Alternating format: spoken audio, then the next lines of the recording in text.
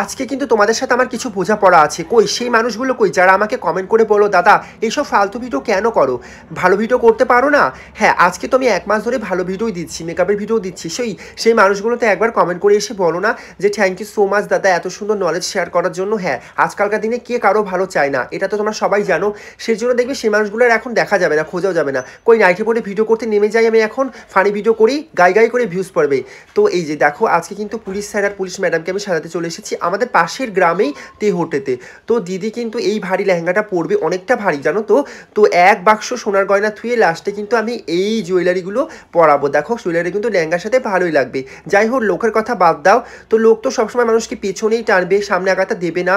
তো দিদি কিন্তু বিএসএফে জব করে, তো 20 দিনের ছুটিতে এসেছে। তো দিদি আমাকে বুক করেছিল, তো বিয়েতেও সাজিয়েছি তোমরা দেখেছো। তো বৌভাতের সাজটাও দেখে নাও কেমন হয়েছে।